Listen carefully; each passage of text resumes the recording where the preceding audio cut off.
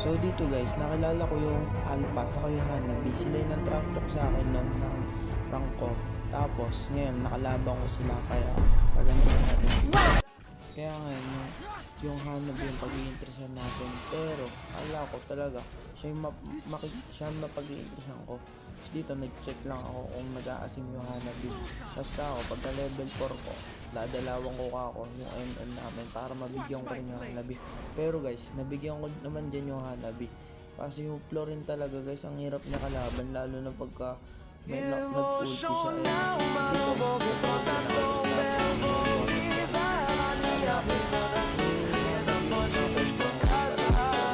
Kaya yun, hindi ko nabigyan yung Hanabi. Tapos dito guys, inaabangan ko yung mage nila. Tapos yung tinawardead ko na kasi malambot pa naman yun kasi early pa lang. Kaya napatay ko siya. Tapos dito, sana sasali ko sa papatay nila Alpha kasi naunahan ako ng mage namin. Kaya yun, nag-turtle ko.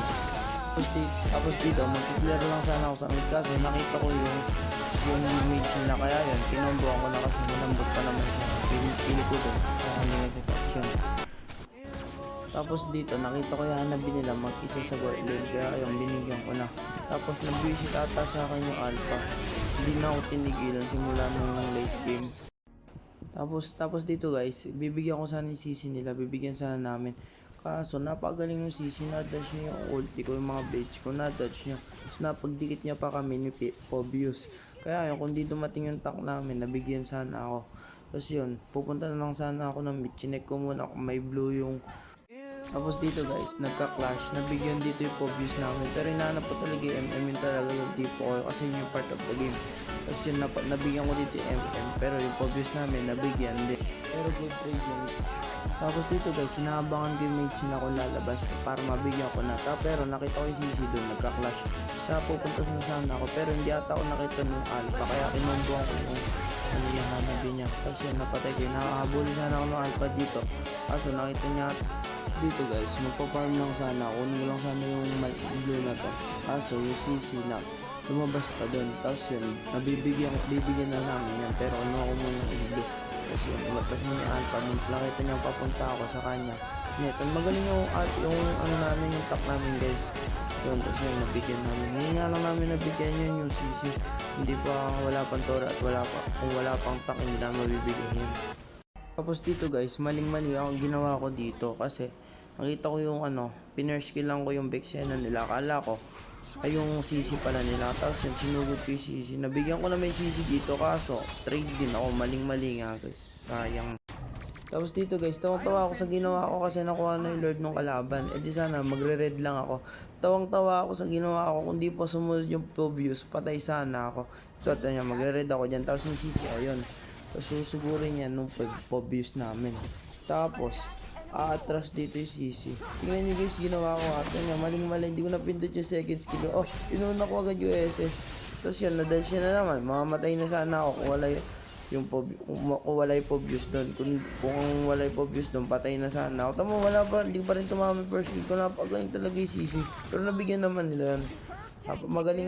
Tapos dito, nabigyan ko yung mage nila kasi nag-take boost. Lakas ko talaga kumayos dito, KS lang naman talaga alam ko guys. Ano guys, KS lang naman, mga 11 kill na KS lang yan guys. Dito guys, paabang ko sana yung CC kaso nung kinombuhan ko, na-dodge niya pa rin. Nyo guys, oh, sabol na sabol, di ko pa napindo yung ulti ko. Tapos yun, namatay ako pa. Tapos dito, akala ko talo na kami kasi apat yung patay sa amin, pati na ako, na buhay lang sa amin yung Amy. Kala ko talaga talo na kami. Dito mabubuhay na ako sa loob ng 5 seconds. Tapos dito na-dip pa ng Amy, nagtasin yung Alpha, pero di pa rin namatay Alpha.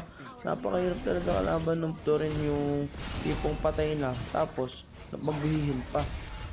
Sobrang hirap. Pero guys, dito hindi pa kami matatalo dito, mababaliktad pa namin laro. Tapos dito guys, maglo-lord na sana yung naglo-lord na yung Hanabi nila. Pero nakuha nila J-Lord kasi nainipit ako ng Florin nila. Ayun, tama, kitang-kita ko na yung Lord pero inipit ako ng Florin nila. Tama, maano ako sa Florin nila yan.